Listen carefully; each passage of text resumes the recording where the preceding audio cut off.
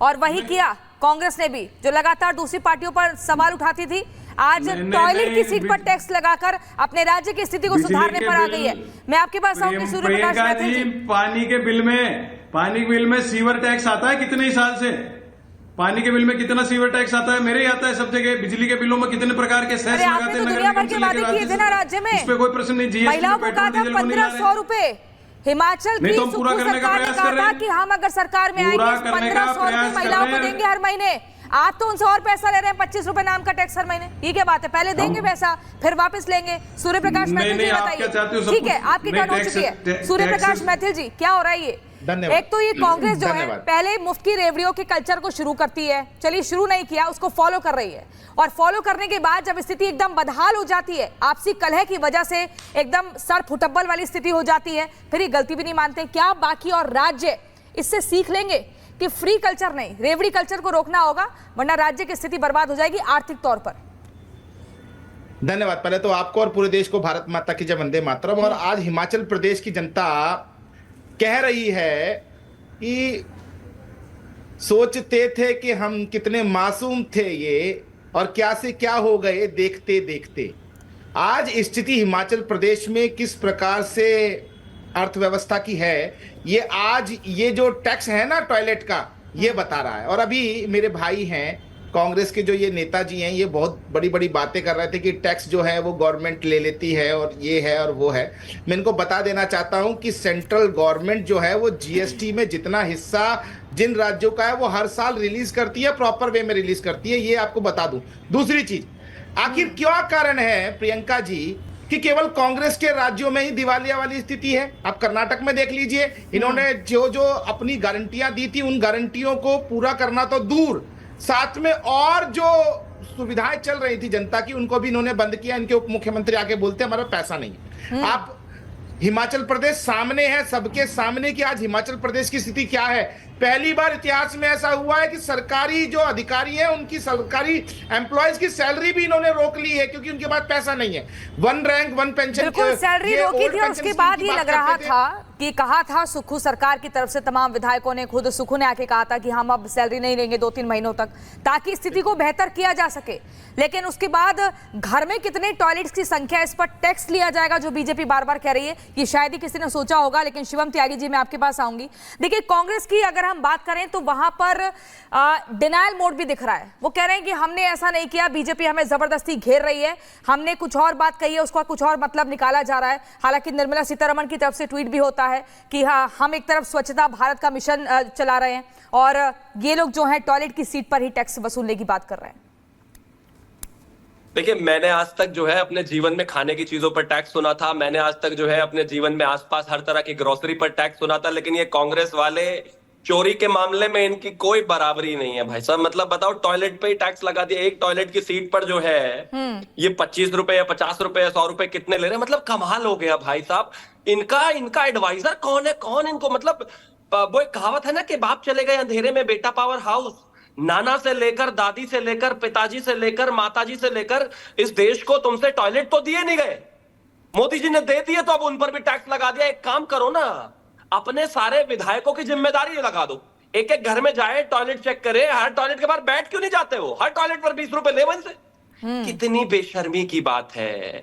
आपने हिमाचल में लोगों की तनख्वाह नहीं दे पा रहे, 40% बजट आपका जो है सिर्फ जो है तनख्वाह और पेंशन देने में चला जाता है, 20% ओवर एक्सपेंडिचर में चला जाता है। 1 लाख युवाओं को रोजगार देने का भी वादा किया था प्रेम कुमार जी। जी, महिलाओं को आपने कहा था कि युवाओं को रोजगार दिया जाएगा, हमें सरकार में ले आइए। भाई गजब बात हो गई ये तो। जनता ने विश्वास करके सरकार में बिठा दिया, लेकिन उन्हें क्या पता था कि उनकी तिजोरी भरने के बजाय उन्हीं के बटुए से और पर्स से पैसा निकलवाया जाएगा, वो भी उस टॉयलेट का, जिसको लेकर ये तो बहुत हैरानी की बात है। प्रस्ताव रखा किसने होगा? प्रेम जी एडवाइजर है, मैंने सुना है। प्रेम कुमार जी, बीजेपी कह रही है, सुनिए प्रेम कुमार जी, बीजेपी कह रही है कि हम जो है प्रियंका जी सबसे पहले टॉयलेट्स और दे आर इंपोजिंग टैक्सेस। मैं आ रहा हूं, पॉइंट पर आ रहा हूं। सबसे पहले जो बात टॉयलेट सीट टैक्स की हो रही है, इसको एक नोटिफिकेशन के हवाले से बताया जा रहा है। मैंने सब जगह खोज लिया, मुझे वो नोटिफिकेशन नहीं दिखा। हिमाचल प्रदेश के मुख्यमंत्री सुक्खू ने सीधे इनकार किया कि ऐसा कोई टैक्स नहीं लगाया गया है। तो एक झूठ बीजेपी फैलाती है और उस झूठ को पूरा मीडिया, पूरा वेबसाइट, पूरा अखबार लेकर के सामने आ जाता है। अरे कम से कम रेक्टिफिकेशन तो करें कि ये टैक्स आया भी है तो कि 250 और 500 रुपए का जो टैक्स का जिक्र किया वो क्या है? बोलने दीजिए, आप भी बोलिए। 250 आप बता दीजिए ना, खबरों में तो आ ही रहा है, बोला भी है सरकार के 250 और 500 का टैक्स वो किस लिए देना? खबरों में आने का क्या मतलब? हम बता रहे हैं, कि कांग्रेस डिनायल मोड पर है, कांग्रेस डिनायल मोड पर है, लेकिन फिर भी एक टैक्स वसूला जाएगा। सूर्य प्रकाश मैथिल जी कुछ कहना चाहते हैं? पर क्या आप प्रियंका जी रहिए, मेरी बात सुनिए। देखिए, अभी प्रेम कुमार जी ने सिरे से नकार दिया कि ऐसा कोई टैक्स है ही नहीं। अरे भैया, पहले तुम चोरी करोगे फिर कहोगे नहीं ऐसी कोई चोरी नहीं हुई।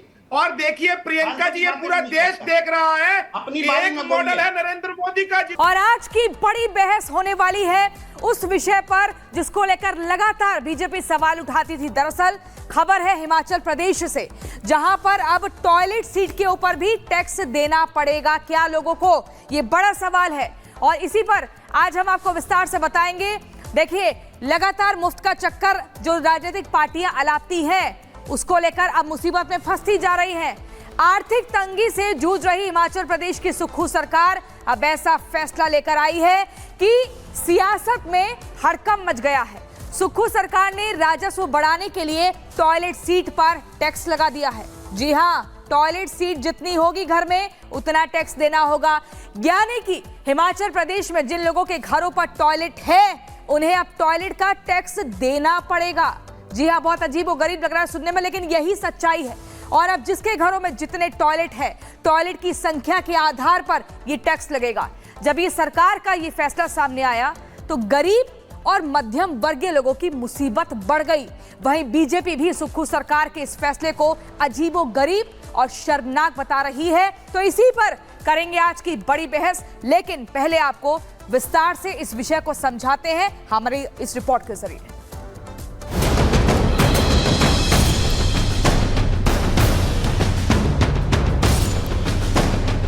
हिमाचल प्रदेश में साल 2022 में जब विधानसभा चुनाव हुए थे तो कांग्रेस पार्टी ने वादों की छड़ी लगा दी थी।